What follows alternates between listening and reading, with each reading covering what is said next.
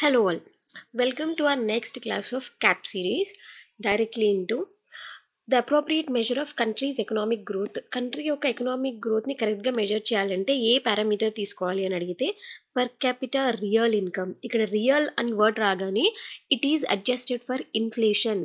ఏదైతే మార్కెట్లో ధరలు పెరుగుదల ఇదంతా ఉంటుందో దాన్ని మనం మైనస్ చేసి రియల్గా ఎంత ఉంది. సో ఇప్పుడు మన కంట్రీ యొక్క real income real GDP by population చేసామనుకోండి పర్ క్యాపిటల్ రియల్ ఇన్కమ్ వస్తుంది. అదే ఒక కంట్రీ ఎకనామిక్ వెల్బీయింగ్ ఎకనామిక్ గ్రోత్ని ప్రాపర్గా మెజర్ చేస్తుంది. ఓకే, అయితే ప్రెసిడెంట్కి సుప్రీంకోర్టు అడ్వైజ్ ఇస్తుంది అనే విషయం పాలిటీ చదివితే తెలుస్తుంది. అయితే ఓన్లీ ప్రెసిడెంట్ అడిగితేనే ఇస్తుంది. సొంతంగా వాళ్ళు సువోమోటో తీసుకొని సార్ ప్రెసిడెంట్ ఇలా చేయండి అలా చేయండి అలా ఏమి ఉండదు. వెన్ ద ప్రెసిడెంట్ సీక్స్ అప్పుడే సుప్రీంకోర్టు ఒపీనియన్ ఇస్తుంది అనమాట. నెక్స్ట్ అప్పుడు న్యూస్ ఇది not so important but let us discuss. Falun Gong అనేది అప్పుడు న్యూస్లో ఉంది. ఏంటంటే అది చైనా కంట్రీలోని ఒక స్పిరిచువల్ మూవ్మెంట్ అనమాట. లీడర్ ఎవరు? Li Hongzhi. Meditation moral teaching వీటి గురించి ఉంటుంది. Okay, Falun Gong. Next United Nations యొక్క కొన్ని ఏజెన్సీస్ ఇచ్చారు. వాళ్ళ మ్యాండేట్ ఏంటి అని అడిగారు అప్పటి క్వశ్చన్లో. First international bank for reconstruction and development. ఇది వరల్డ్ బ్యాంక్ గ్రూప్లో ఒక పార్ట్ అనమాట. 2 పార్ట్స్ ఉంటాయి కదా వరల్డ్ బ్యాంక్ గ్రూప్ అంటే. ఒక పార్ట్ ఇదేంటంటే పావర్టీ రిడక్షన్ని తగ్గించడానికి చూస్తుంది, అలాగే సస్టైనబుల్ డెవలప్మెంట్ కోసం పనిచేస్తుంది అనమాట. సో పావర్టీ రిడక్షన్ ఎట్లా తగ్గిస్తుంది ఈ బాడీ అని అంటే లోన్స్ ప్రొవైడ్ చేసి, ఓకే, కంట్రీస్కి లోన్స్ ఇచ్చి వాళ్ళు మంచిగా ఇన్వెస్ట్ చేసుకొని వాళ్ళు సస్టైనబుల్లీ డెవలప్ అవ్వాలి, వాళ్ళ కంట్రీలో పావర్టీ తగ్గించుకోవాలి. అందుకోసమే వాళ్ళ మోటో అది. Next international finance corporation. Finance అంటేనే డబ్బులు ఇవ్వడం కదా.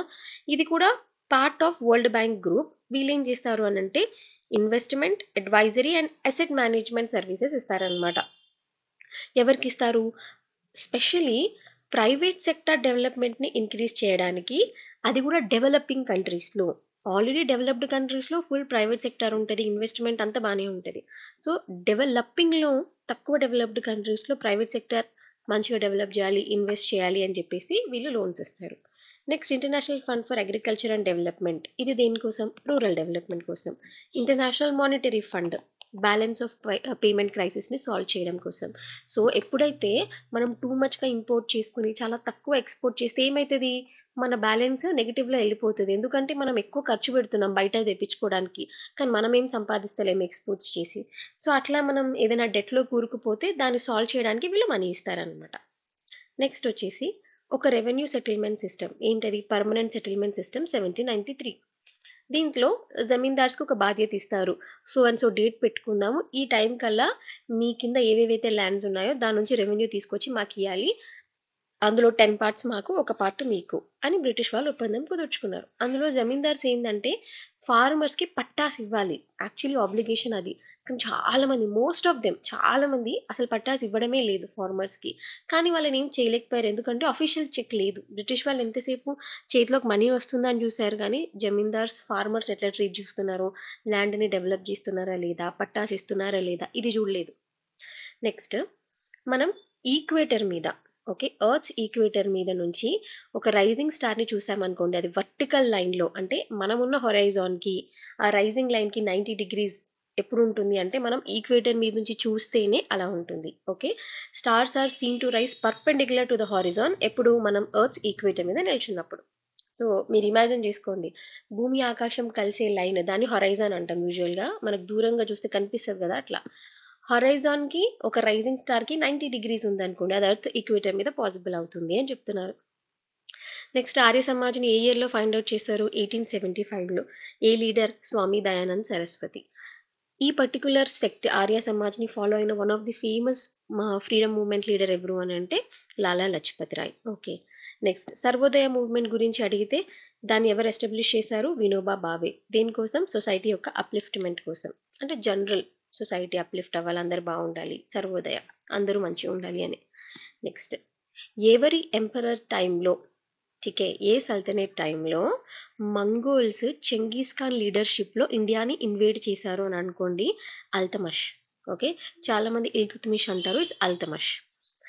నెక్స్ట్ వచ్చేసి ఇది అప్పటి న్యూస్. జావా ఐలాండ్‌లో, నైల్ వ్యాలీలో టూ మచ్ ఆఫ్ పాపులేషన్ ఉందట. Very high density. అంటే మీరు ఒక స్క్వేర్ కిలోమీటర్ తీసుకుంటే చాలా మంది జనాలు కనిపిస్తారు. ఎందుకంటే అక్కడ ఇంటెన్సివ్ అగ్రికల్చర్ జరుగుతుండడం వల్ల. Next controller and auditor general. CAG యొక్క పని ఏంటి? Consolidated fund of India, contingency fund of India, public account of India. దీంట్లోని మనీ ఏదైతే వస్తుంది పోతుందో దాన్ని ఆడిట్ అండ్ రిపోర్ట్ చేయడం పార్లమెంట్‌కి. ఓకే. నెక్స్ట్ అంటే ప్రెసిడెంట్‌కి రిపోర్ట్ ఇస్తే ప్రెసిడెంట్ తీసుకెళ్ళి పార్లమెంట్‌లో పెడతాడు. తర్వాత all trading accounts, manufacturing, profit loss accounts కూడా ఆయన చూస్తారు. కానీ ఎక్కువ రెవెన్యూ వచ్చేటట్టు, ఎక్స్‌చెక్కర్ నిండేటట్టు ఆ బాధ్యత ఆయనకేం లేదు. ఠీకే. It's not his task. ఆయన పని ఏంది? మొత్తం పైసలొచ్చిన తర్వాత అకౌంట్స్ అన్నీ ఖర్చు పెట్టిన తర్వాత వచ్చే ఫంక్షన్ క్యాగ్‌దనమాట. ఓకే. నెక్స్ట్ పేజ్‌కి వెళ్ళే ముందు ఒక చిన్న క్లారిఫికేషన్ ఇవ్వాలనిపించింది. ఇందాక నేను వరల్డ్ బ్యాంక్ గ్రూప్ అని అన్నట్టు అనిపించింది. సో, యాక్చువల్‌గా వరల్డ్ బ్యాంక్ గ్రూప్ అంటే ఏంటి? గ్రూప్ ఉంది కాబట్టి 5 ఇన్‌స్టిట్యూషన్స్ అన్నమాట. ఏంటా 5 అనంటే ఒకటి ఐబీఆర్‌డీ. ఇక్కడ రాస్తాను. ఐబీఆర్‌డీ ఏమంటాం full form? International bank for reconstruction and development. తర్వాత ఐడీఏ ఇంటర్నేషనల్ డెవలప్‌మెంట్ అసోసియేషన్. తర్వాత ఐఎఫ్సి ఇంటర్నేషనల్ ఫినాన్స్ కార్పొరేషన్. తర్వాత MIGA multilateral investment guarantee agency. తర్వాత ICSID international centre for settlement of investment disputes. అయితే వరల్డ్ బ్యాంక్ గ్రూప్ అంటే ఈ 5 institutions కలిపి group అంటాం. But generally world bank అంటే ఏంటంటే ఈ రెండు కలిపి international bank for reconstruction and development, international development association. ఈ రెండు కలిపి వరల్డ్ బ్యాంక్, ఈ 5 కలిపి వరల్డ్ బ్యాంక్ గ్రూప్. జస్ట్ అది క్లారిఫికేషన్ ఇద్దామనిపించింది. ఓకే. నెక్స్ట్ వచ్చేసి కుషాన్త్. కుషాన్స్ అనే ఎంపైర్ ఏ ప్లేసెస్లో జాగ్రఫికల్లీ స్ప్రెడ్ అయింది అంటే present day Pakistan, Afghanistan, north India. Kushanas దీనికి ఫేమస్? గాంధార స్కూల్ ఆఫ్ ఆర్ట్కి ఫేమస్. అంటే అప్పుడు స్టేట్మెంట్లో అడిగారు అందుకనేసి. తర్వాత మనకి పెయింటెడ్ గ్రేవియర్ పాటరీ అన్నమాట ఇది. ఏ కాలానికి సంబంధించింది అని కింద ఆప్షన్స్ ఇచ్చారు. It belongs to later Vedic period. అది మనం ఇండస్ వ్యాలీ అంటే ఏం చెప్తాం? రెడ్ అండ్ బ్లాక్ పాటరీ అని చెప్తాం కదా, అట్లా. తర్వాత పబ్లిషర్ ఎవరు? ఏం పబ్లికేషన్ ఇస్తున్నారు వాళ్ళు? Ministry of industry, wholesale price index WPI, central statistical organisation, national account statistics, RBI reserve bank of India వాళ్ళు report on currency and finance, ministry of finance వాళ్ళు ఎకనామిక్ సర్వే స్టాటిస్టికల్ ఆర్గనైజేషన్. ఠీకే. Next వచ్చేసి అప్పుడు న్యూస్లో ఉంది doctor MS స్వామినాథన్కి ఒక award వచ్చింది. ఏంటది? Indira Gandhi prize for piece disarmament. All right. ఇట్లా న్యూస్లో ఉన్న ఫేమస్ పర్సనాలిటీస్ వాళ్ళకు వచ్చే ఇంపార్టెంట్ ప్రైజెస్ మనం నోట్ చేసుకోవాలి.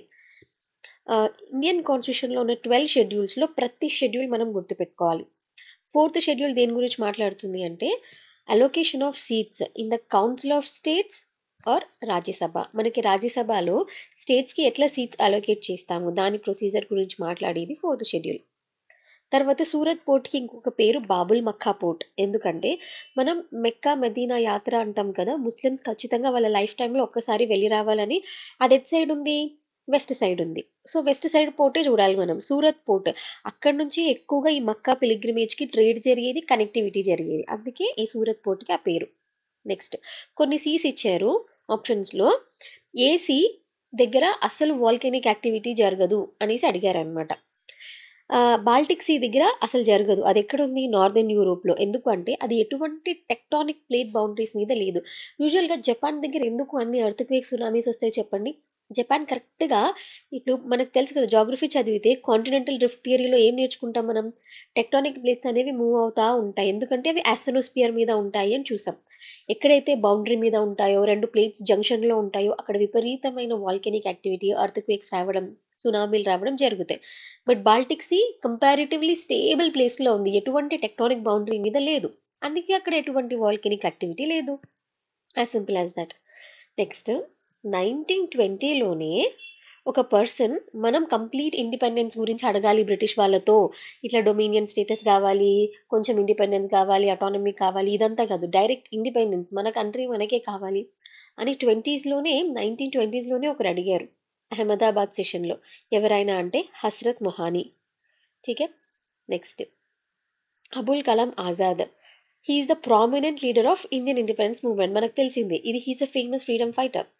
ఆయన చాలా మంచి ఇంటెన్స్‌గా పార్టిసిపేట్ చేశారు. దాని తర్వాత మనం ఇండిపెండెన్స్ వచ్చి ఫస్ట్ గవర్నమెంట్ ఫార్మ్ చేసుకున్నాక ఫస్ట్ ఎడ్యుకేషన్ మినిస్టర్‌గా కూడా పనిచేశారు అబుల్ కలాం ఆజాద్. నెక్స్ట్ మార్సుపియల్ గురించి. Trust me just 3 years back కూడా మళ్ళా యూపీఎస్సీలో అడిగారు మార్సుపియల్స్. సో 90s నుంచి చూస్తే రిపిటేటివ్ క్వశ్చన్స్ రిపిటేటివ్. ఈ మార్సుపియల్స్ అనేవి ఎక్కడెక్కడ యూజువల్‌గా కనిపిస్తాయి మనకి గ్లోబల్‌లో?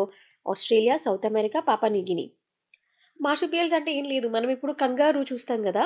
కంగారుకి ఒక చిన్న పౌచ్ లాగా ఉంటది. ముందు ఒక పాకెట్‌లో దాంట్లో దాని బేబీని పెట్టుకుంటది. అది ఫుల్లీ మంచిగా పెరిగి దానంతట అది బతుకుతది అన్నప్పుడే ఆ బేబీని బయటికి వదులుతది. సో, ఆ కైండ్ ఆఫ్ కండిషన్ ఉన్న వాళ్ళని మార్సుపియల్స్ అంటాము. ఫీమేల్స్‌కి టిపికల్లీ ఒక పౌచ్ ఉంటది కడుపు మీద. దాంట్లో వాళ్ళ పిల్లల్ని పెట్టుకుంటారు. Called as joeys. Okay. Examples kangaroo, koala, వోంబాట్స్, తస్మానియన్ devils etcetera. తర్వాత మన మెడివల్ పీరియడ్‌లో మన ఈ ఎంపరర్స్ ఉన్నప్పుడు కొన్ని డిపార్ట్మెంట్స్ ఉన్నాయి. డిపార్ట్మెంట్ పేరేంటి? ఎవరు సెటప్ చేశారు? అది దేనికోసం యూజ్ చేశారు? అలా. ఠీకే. దివాన్ ఐ బందగని. ఇది గియాసుద్దీన్ తుగ్లక్ అంటే సల్తనేట్ పీరియడ్ గురించి మాట్లాడుతున్నాం మనం. ఈ department public works and welfare schemes చూసుకునేది. దివాన్ ఐ బందగని. నెక్స్ట్ దివాన్ ఐ కోహి. ఎవరు సెటప్ చేశారు? ఫిరోజ్ షా తుగ్లక్. దేనికోసం? వాటర్ షెడ్ అగ్రికల్చర్ కోసం. దివాన్ ఐ అరిజ్. ఇది ఎవరు సెటప్ చేశారు? అలావుద్దీన్ ఖిల్జీ. దేనికోసం? మిలిటరీ మ్యాటర్స్ కోసం. Next boiling point of water అనేది ఆల్టిట్యూడ్ బట్టి మారుతుంది. ఎలా అంటే మనం చాలా హైట్స్కి వెళ్ళామనుకోండి వాటర్ యొక్క బాయిలింగ్ పాయింట్ అనేది తగ్గిపోతూ ఉంటుంది. ఎందుకు? మనం పైకి వెళ్తున్న కొద్దీ అట్మాస్ఫియరిక్ ప్రెషర్ అనేది ఇంక్రీజ్ అవుతుంది కాబట్టి బాయిలింగ్ పాయింట్ ఆఫ్ వాటర్ అనేది తగ్గిపోతూ ఉంటుంది. Okay. It's inversely proportional. Next వాటర్ని మనం 0 to 10 degrees హీట్ చేస్తున్నాం అనుకోండి వాల్యూమ్ ఫస్ట్ డిక్రీజ్ అవుతుంది. దాని తర్వాత మళ్ళీ ఇంక్రీజ్ అవుతుంది. ఈ అనామలీ ఎందుకు అని అడిగారు అనుకోండి మనకి ఒక 4 degree సెంటిగ్రేడ్ వాటర్ది ఏంటంటే ఫస్ట్ వాటర్కి ఒక కేజ్ లైక్ స్ట్రక్చర్ ఉంటుంది అనమాట. దాన్ని మనం హీట్ చేస్తున్నప్పుడు అదేమవుతుందంటే బ్రేక్ అయిపోయి మాలిక్యూల్స్ అన్ని దగ్గరగా వచ్చి డెన్సిటీ పెరుగుతూ ఉంటుంది. సో వాటర్కి 0 to 4 degree సెంటిగ్రేడ్ వరకు డెన్సిటీ పెరుగుతా 4 degrees దగ్గర హైయెస్ట్ అనమాట. ఇక డెన్సిటీ హైయెస్ట్ ఉంటుంది. దాని తర్వాత నుంచి ఈ డెన్సిటీ బ్రేక్ డౌన్ అవుతుంటుంది అనమాట. మళ్ళీ డెన్సిటీ తగ్గిపోయి వాల్యూమ్ పెరుగుతూ ఉంటుంది. ఠీకే. సో సింపుల్ కాన్సెప్ట్ యాక్చువల్గా సైన్స్ ఏం లేదు. 0 to 4 degreesకి మధ్యలో వాల్యూమ్ ఫస్ట్ డిక్రీజ్ అవుతూ ఉంటుంది బికాస్ డెన్సిటీ పెరుగుతూ ఉంటుంది. 4 degrees తర్వాత ఏమవుతుంది? డెన్సిటీ తగ్గుతూ ఉంటుంది, వాల్యూమ్ పెరుగుతూ ఉంటుంది. అంతే. ఠీకే. నెక్స్ట్ న్యూక్లియర్ రియాక్టర్లో self sustained chain reaction possible అవుతుంది. ఎందుకు అని అంటే చూడండి ఫిజన్ రియాక్షన్స్ జరుగుతూ ఉంటాయి కదా న్యూక్లియర్ రియాక్టర్లో. జరుగుతున్న కొద్దీ more and more number of neutrons release అవుతూ ఉంటాయి. ఆ రిలీజ్ అయిన న్యూట్రాన్స్ మళ్ళీ ఇమ్మీడియట్లీ ఇంకొక ఫిజన్ ప్రాసెస్లోకి వెళ్ళిపోతూ ఉంటాయి. Immediately take part. ఎందుకు అంటే ఇప్పుడు ఆ రిలీజ్ అయిన న్యూట్రాన్స్ ఉంటాయి కదా ఫాస్ట్ మూవింగ్ న్యూట్రాన్స్ని వాటిని స్లో చేయడానికి గ్రాఫైట్ని యూజ్ చేస్తామన్నమాట. సో ఈ స్లో చేసే ప్రాసెస్ని మనం controlled reaction self sustained reactions అంటున్నాం అనమాట. సో ఏది హెల్ప్ చేస్తుంది దానికోసం? గ్రాఫైట్ హెల్ప్ చేస్తుంది. సో ఫాస్ట్ న్యూట్రాన్స్ని స్లో చేయడానికి గ్రాఫైట్ వాడుతున్నాం మనం న్యూక్లియర్ రియాక్టర్స్లో. తర్వాత జీరో మాస్ ఉన్నదాన్ని న్యూట్రినో, ఫ్రాక్షనల్ ఛార్జ్ ఉన్నదాన్ని క్వార్క్, ఫ్రాక్షనల్ స్పిన్ ఉన్నదాన్ని పాజిట్రాన్, ఇంటిగ్రల్ స్పిన్ ఉన్నదాన్ని ఫోనాన్. ఇలా డిఫరెంట్ పేర్లతో పిలుస్తాం సైన్స్లో. తర్వాత చంద్ర ఎక్స్రే టెలిస్కోప్ గురించి. పేరు చూస్తే చంద్ర ఇండియన్ పేరు లాగా ఉంది కానీ ఇది యాక్చువల్లీ ఎవరిది? నాసా వాళ్ళది. ఠీకే. వాళ్ళ టెలిస్కోప్ ఇది స్పేస్లో పెట్టారు కానీ దానికి పేరు మాత్రం చంద్ర ఎక్స్రే అని పెట్టారు. ఎవరి పేరుని బేస్ చేసుకుని? సుబ్రహ్మణ్యం చంద్రశేఖర్. ఎందుకంటే ఆయనకి ఫిజిక్స్లో నోబెల్ ప్రైజ్ వచ్చింది. Is an Indian American scientist. Okay. అందుకని చెప్పి ఆయన పేరు మీద చంద్ర ఎక్స్రే టెలిస్కోప్ అని పెట్టారు NASA. Next stormy weather conditions. ఆ టైంలో మనం బ్యారోమీటర్ రీడింగ్స్ చూసామనుకోండి. బ్యారోమీటర్ దేనికి యూజ్ చేస్తాం? ప్రెషర్ కండిషన్స్ని మెజర్ చేయడానికి. సో స్టామీ అంటే తుఫాను కైండ్ ఆఫ్ వెదర్ ఉన్నప్పుడు మనకి లో ప్రెషర్ కండిషన్స్ ఉంటాయి కాబట్టి బ్యారోమీటర్లో మనం మెజర్ చేస్తే రీడింగ్ ఫాల్ అవుతుంది. ఠీకే. ఫాల్ రీడింగ్ పడుతుంది బికాజ్ లో ప్రెషర్ ఉంటుంది కాబట్టి. అయితే నెక్స్ట్ హయ్యర్ టెంపరేచర్స్ ఉన్నప్పుడు కెమికల్ రియాక్షన్స్ చాలా ఫాస్ట్గా జరుగుతాయి. డెఫినెట్గా చూడండి హీట్లో ఉన్నప్పుడు ఆ మాలిక్యూల్స్ కానివ్వండి ఫర్ ఎగ్జాంపుల్ మన నేచర్లో కూడా బాగా వేడిగా ఉన్నప్పుడు మైక్రో ఆర్గానిజమ్స్ ఎక్కువగా పనిచేయడము ఇలాంటివి జరుగుతాయి. మనం ఫ్రిడ్జ్‌లో ఎందుకు ఐటెమ్స్ దాచిపెడతాం? బికాజ్ రియాక్షన్స్ తక్కువగా జరగాలి, ఫుడ్ పాడవకుండా ఉండాలి అని. అదే బాగా ఎండాకాలంలో పొద్దున వండిన కర్రీ రాత్రికి పాడైపోతుంది. ఎందుకు? వేడికి బాగా రియాక్షన్స్ ఎక్కువ జరుగుతాయి కాబట్టి. ఠీకే. హైయర్ టెంపరేచర్స్‌లో కెమికల్ రియాక్షన్స్ ర్యాపిడ్‌గా జరుగుతాయి. తర్వాత కొన్ని ఎలిమెంట్స్ ఇచ్చినట్టున్నాడు అప్పుడు ఎగ్జామ్‌లో which is not radio active అని అడిగారు. Zirconium is not radio active. ఓకేనా? తర్వాత ఇంక్రీజింగ్ మాలిక్యులర్ వెయిట్స్‌లో కరెక్ట్ ఆర్డర్‌లో పెట్టండి ఫాలోయింగ్ థింగ్స్‌ని అని అడిగారు. సో, మనం కరెక్ట్ ఆర్డర్ చూస్తే మీథేన్, ఈథేన్, ప్రొపేన్, బ్యూటేన్. అంటే butane has the highest molecular weight ఈ నాలుగిట్లో. తర్వాత ఇది కంప్లీట్‌లీ మన కెమిస్ట్రీ చిన్నప్పటిది జస్ట్ పేరు గుర్తుపెట్టుకుంటే చాలు. ఒక యాటమ్‌ని మనం ఫిల్ చేసేవాళ్ళం కదా! అప్పుడు సమ్ ఇట్లా PS2, PS1 సంథింగ్ ఇలా ఉండేవి. SP2 అలా. ఈ order of filling the orbitals ఉంది చూసారా? అది ఏ ప్రిన్సిపల్‌ని ఫాలో అవుతాము అని అడుగుతారు. Aufbau principle. ఇంతే చాలు. Because this is general science. మనం లిటరల్లీ డెప్త్‌కెళ్ళి అప్పుడు చిన్నప్పుడు మనం స్కూల్‌లో నేర్చుకున్న కాన్సెప్ట్ ఉంది కదా! ఎట్లా ఫిల్ చేస్తాము? ఎన్ని ఎలక్ట్రాన్స్, మిగిలిన ఎలక్ట్రాన్ ఎక్కడికెళ్తది? అదంత అవసరం లేదు. నెక్స్ట్ క్వార్టజైట్ అనేది దేని మెటమార్ఫిక్ రాక్ అంటే శాండ్ స్టోన్ నుంచి క్వార్టజైట్ ఫామ్ అవుతుంది. ఓకే. ఇప్పుడు గ్రానైట్ నుంచి నెయిస్ ఫామ్ అవుతుంది అట్లా. తర్వాత cellular and molecular control of programmed cell death. మన బాడీలో సెల్స్ దాని పని అయిపోయిన తర్వాత ఆటోమేటిక్గా సెల్ డెత్ కూడా చేసుకుంటాయి. మీకు తెలుసు కదా ఈ విషయం. దాన్ని ఏమంటాము? అపాప్టోసిస్. ఓకే. నెక్స్ట్ ఒక సెల్లో దేంట్లో డిఎన్ఏ మ్యాటర్ ఉంటుంది మనకి అంటే న్యూక్లియస్లో మైటోకాండ్రియాలో మనకి డిఎన్ఏ దొరుకుతుంది. నెక్స్ట్ ఎపిఫైట్స్ అని వింటాం మనం ఎన్విరాన్మెంట్ సబ్జెక్ట్లో. ఎపిఫైట్స్ అంటే ఏంటంటే ఇవి ఎక్కువగా ట్రాపికల్ ఎవర్ గ్రీన్ ఫారెస్ట్ లో కనిపిస్తాయి. ఇట్లా వేరే వేరే చెట్ల మీద పాక్కుపోయి వాటి మీద తిరిగి రౌండ్ రౌండ్ గా అలా ఉంటాయి. మనం ఏమనుకుంటాం దానికి ఫుడ్ వాటర్ కోసం అట్లా వేరే వాటి మీద ఆధారపడతాయేమో అని. కాదు, ఎపిఫైట్స్ అనేవి ఫోటోసింథసిస్ చేయగలవు. వాటి ఓన్ ఫుడ్ వాటి రెస్పిరేషన్ అవి చూసుకోగలవు. కాకపోతే మెకానికల్ సపోర్ట్ కోసం అవి స్ట్రైట్ గా నిల్చోలేము. సెల్ఫ్ సపోర్ట్ లేదు కాబట్టి మెకానికల్ సపోర్ట్ కోసం మాత్రమే వేరే వాటి మీద ఆధారపడి అట్లా చుట్టుకుపోతాయి. అంతేగాని ఫుడ్ కోసం కాదు. They are not parasites. తర్వాత మన బాడీలోకి ఏది ఎంటర్ అయితే మన బాడీలో యాంటీబాడీస్ క్రియేట్ అవుతాయి. ఇప్పుడు కోవిడ్ వచ్చింది. మన బాడీలో ఫుల్ యాంటీబాడీస్ ఉంటేనే ఇమ్యూనిటీ అన్నట్టు. యాంటీబాడీస్ దేనికి వస్తాయంటే మన బాడీలో యాంటీజెన్ వస్తే దానికి రియాక్షనరీగా యాంటీబాడీస్ వస్తాయి. ఓకే. మనకి జనరేషన్ టు జనరేషన్ ఇట్లా డిఎన్ఏ మ్యాటర్ పాస్ అవుతుంది కదా. మన తాత పోలికలు, మన ఫాదర్ పోలికలు, ఈ మదర్ పోలికలు ఎలా వస్తాయి? ఈ డిఎన్ఏ మ్యాటర్ వల్ల. ఈ డిఎన్ఏ ఇలా ట్రాన్స్మిట్ అవ్వడానికి హెల్ప్ చేసే మెయిన్ విషయం ఏంటి అంటే డిఎన్ఏకి ఉన్న డబుల్ హెలిక్స్ ఫీచర్. ఇట్లా ఉంటే చూడండి, మీరు చిన్నప్పుడు సైన్స్ బుక్ చూసే ఉంటారు కదా. ఇట్లా డబుల్ హెలిక్స్ ఫీచర్ ఉంటుంది కదా, ఇది హెల్ప్ చేస్తుందంట ఈ జెనెటిక్ మ్యాటర్ అనేది ట్రాన్స్ఫర్ అవ్వడానికి. తర్వాత మనం బీటీ కాటన్. ఇప్పుడు పంట పురుగు పట్టకుండా కొంచెం ఒక హైబ్రిడ్ వెరైటీ యూస్ చేసామనుకోండి, అంటే ఒక సాయిల్ బ్యాక్టీరియాని తీసుకుని దాంతో తయారు చేసిన ప్రోడక్ట్ని యూస్ చేస్తే పురుగు పట్టకుండా అన్నమాట. అలాంటి బీటీ కాటన్, బీటీ అంటే బ్యాక్టీరియస్ తురెంజెనిసిస్. దీన్ని ఎవరు ప్రొడ్యూస్ చేశారు అంటే American company Monsanto. Tapeworm is a hermaphrodite. Hermaphrodite అంటే ఒకే ఆర్గానిజంలో both male sex organs female sex organs ఉన్నాయనుకోండి, దాన్ని హెమోఫ్రోడైట్ అంటారు. ఓకే. సో ఒకే యానిమల్లో రెండు ఉన్నాయి. అలాంటివి ఇంకేమున్నాయి? Earth worms, leeches, sponges. దీంట్లో రౌండ్ వార్మ్ అనే ఆప్షన్ ఇచ్చాడు కానీ రౌండ్ వార్మ్ కాదు. రౌండ్ వార్మ్ కి separate sexes, male male female ఫీమేలే. But earth worms, hermaphrodites, sponges ఒక్క ఆర్గానిజంలో రెండు ఫీచర్స్ ఉంటాయి, మేల్ ఫీమేల్ సెక్స్ ఆర్గన్స్ ఉంటాయి. తర్వాత యూనిసెక్షువల్ అంటే మేల్ మేలే ఫీమేల్ ఫీమేలే ఉన్నవి house fly, frog, sea horse, round worm. Okay. నా నెక్స్ట్ నిమటోడ్ అని వింటా ఉంటాం మనం ఎన్విరాన్మెంట్ లో. ఏంటంటే they are parasites. Either long గా ఉంటాయి లేకపోతే కొన్ని షార్ట్ గా ఉంటాయి, సిలిండ్రికల్ షేప్ లో ఉంటాయి. యానిమల్స్ ఆర్ ప్లాంట్స్ మీద బతికే, వాటి మీద ఫుడ్ కోసం ఆధారపడి బతికే యానిమల్స్ పారాసైట్స్ ఈ నిమటోడ్స్ అన్నమాట. ఎగ్జాంపుల్స్ వచ్చేసి పారాసైట్స్ ఇన్ స్పాల్డీ, గినీ వార్మ్ ఎక్సెట్రా. ఓకే. ఇంకోటి, ఈ నిమెటోడ్ వల్ల కాజ్ అయ్యే రోగం ఏంటి అని అడిగారు అనుకోండి, ఫిలేరియా. ఇది match the following very important. Group 1 లో కూడా అడిగారు కదా.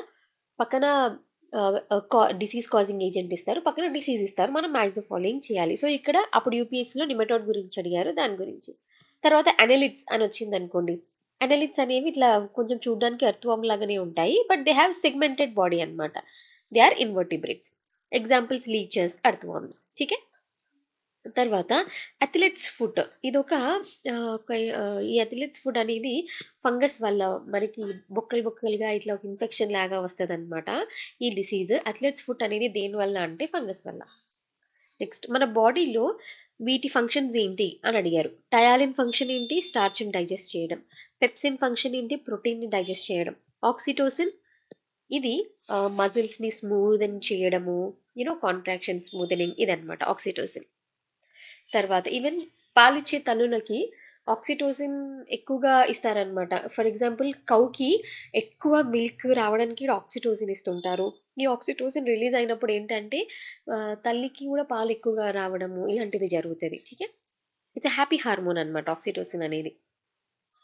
నెక్స్ట్ హిస్టోరియన్ బరాని, ఈయన గురించి అప్పుడు స్టేట్మెంట్ అడిగారు. ఆయన ఇండియా ఇస్లామిక్ కాదు అని చెప్పారు మెడివల్ టైంలో కూడా. ఎందుకంటే అప్పుడున్న సుల్తాన్ ఇస్లామిక్ లాస్ ఫాలో అవ్వకుండా వాళ్ళ own rules and regulations follow అవుతున్నారు, ఇస్లామిక్ లా ఫాలో అవ్వట్లేదు, కాబట్టి ఇండియా అనేది ఇస్లామిక్ స్టేట్ కాదు అని ఆయన ఫీల్ అయ్యారు, హిస్టోరియన్ బరాని.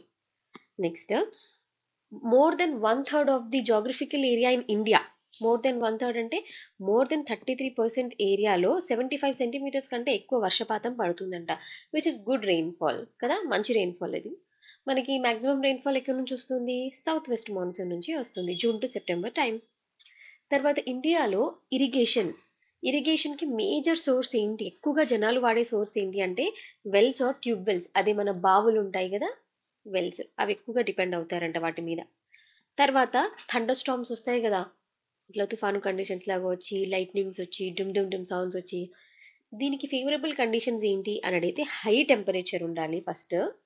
ఈ హై టెంపరేచర్ వల్ల ఏమవుతుందంటే హై టెంపరేచర్ ప్లస్ హ్యూమిడిటీ, అంటే ఆ రోజు బాగా ఎండగొట్టి వేడిగా అయింది మొత్తం వాతావరణం అంతా, అలాగే హ్యూమిడిటీ గాలిలో తేమ శాతం ఎక్కువగా ఉంది, మాయిశ్చర్, ఈ టెంపరేచర్ ఎక్కువ ఉంది, తేమ ఎక్కువ ఉంది. దీనివల్ల ఏమవుతుంది, ఆ హ్యూమిడ్ గా ఉన్న ఎయిర్, ఫర్ ఎగ్జాంపుల్ అక్కడ కుండలు ఉన్నాయనుకోండి బాగా చుట్టుపక్కల, ఓరోగ్రఫీ అంటే ఏమంటాం మనం, గ్రూప్ 1 లో అడిగారు. ఎయిర్ ఇట్లా ఈ మౌంటైన్ కి తగిలి ఇట్లా పైకి రైజ్ అవుతుంది, కరెక్ట్. ఎయిర్ ఇట్లా క్లౌడ్, ఎయిర్ రూపంలో పైకి వెళ్ళిపోతా ఉంటే ఎయిర్ ప్యాకెట్ ఏమవుతుంది, కూల్ అవుతా ఉంటుంది. కూల్ అవుతున్న కొద్దీ ఏమవుతుంది, కండెన్స్ అవుతుంది. కండెన్స్ అవుతే క్లౌడ్స్ ఫామ్ అవుతాయి, క్లౌడ్ డ్రాప్లెట్స్ ఫామ్ అవుతా ఉంటాయి.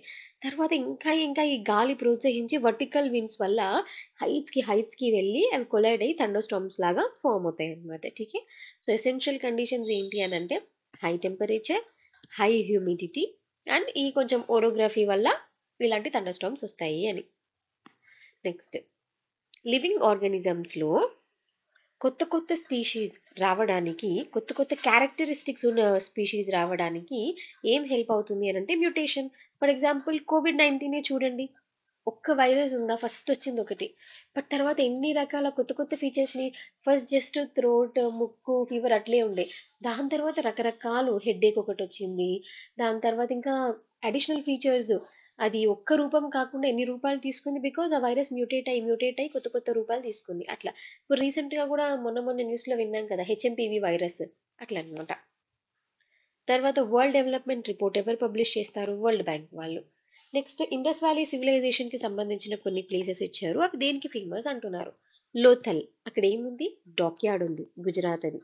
కాళీబంగన్ రాజస్థాన్ లో ఉంది, అక్కడ ఏం కనిపించింది, ఏం ఎక్స్కవేట్ చేశారు, ప్లవ్డ్ ఫీల్డ్స్, అంటే వ్యవసాయం చేయడానికి ప్లవ్డ్ ఫీల్డ్.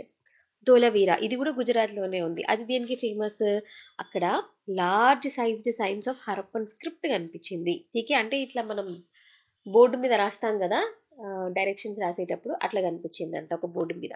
తర్వాత బన్వాలి హర్యానా, అక్కడ terracotta replica of a plough. ఠీకే, తర్వాత ఇండియాస్ లార్జెస్ట్ బుద్ధిస్ట్ మానిస్టరీ ఆంధ్రప్రదేశ్లో ఉంది, ఐమ్ సో సారీ, అరుణాచల్ ప్రదేశ్లో ఉంది. దాన్ని ఏమంటారు, తవాంగ్ మానిస్టరీ అంటారు. నెక్స్ట్ ఖజురాహో టెంపుల్స్ ఎక్కడ ఉన్నాయి, మధ్యప్రదేశ్లో ఎక్కువగా ఉన్నాయి. ఎవరి డైనాసిటీలో, ఏ కింగ్స్ టైంలో కట్టించారు ఖజురాహో టెంపుల్స్ అంటే చండేలా. ఠీకే, తర్వాత హొయసాలేశ్వర టెంపుల్, ఇది మనం ఆల్రెడీ చూసాము. ఠీకే, హొయసాలేశ్వర టెంపుల్ హాలేబీడు కర్ణాటకలో ఉంది. అక్కడ మెయిన్ గా ఉండే డైటీ ఎవరు, దేవుడు లార్డ్ శివ. ఈ హొయసాలేశ్వర ఏంటంటే కొంత నగారా ఫీచర్స్ నార్త్ ఫీచర్స్, కొంత ద్రవిడ ఫీచర్స్ సౌత్ ఫీచర్స్ కలిపి ఉంటుంది అనమాట. ఈ టెంపుల్ ని ఒకరు డిస్ట్రాయ్ చేశారు, ఎవరు అంటే అలావుద్దీన్ ఖిల్జీ. ఠీకే, తర్వాత మనం బాహుబలి స్టాచ్యూ అంటాం, చాలా పెద్దగా ఉంటది. ఎవ్రీ 12 years కి ఆయనకి ఇట్లా మస్తకాభిషేక ఇవన్నీ జరుగుతాయి, కరెక్ట్. ఆ స్టాచ్యూ ఎక్కడుంది? శ్రావణ బెలగోల కర్ణాటకలో ఉంది. ఆ బాహుబలి స్టాచ్యూకి ఇంకొక పేరు Gomateshwara statue. It's a famous pilgrimage site అన్నమాట. అయితే ఇది జైనిజంకి సంబంధించిన స్టాచ్యూ. అందుకని చాలా మంది మనకి 24 తీర్థంకరాస్ ఉంటారు అని తెలుసు కదా జైనిజంలో. ఈ గోమటేశ్వర బాహుబలిని కూడా వన్ ఆఫ్ ది తీర్థంకరాస్ అని అనుకుంటారు. కానీ యాక్చువల్‌గా ఆయన తీర్థంకర కాదు. ఆయన ఫస్ట్ తీర్థంకర్ ఆఫ్ జైనిజం ఎవరైతే ఉన్నారో వాళ్ళ కొడుకు. ఏది? ఈ గోమటేశ్వర, ఈ బాహుబలి అనే అతను. ఆ ఫస్ట్ తీర్థంకర ఎవరు? రిషభదత్త. సో, రిషభదత్త కొడుకు గోమటేశ్వర. కానీ గోమటేశ్వర స్టాచ్యూ మాత్రం కర్ణాటకలో పెట్టారు. ఆయనకి మస్తకాభిషేక, చాలా పెద్ద పెద్ద అభిషేకాలు చేస్తారనమాట. వెరీ ఫేమస్ పిలిగ్రిమేజ్ సైట్ అది.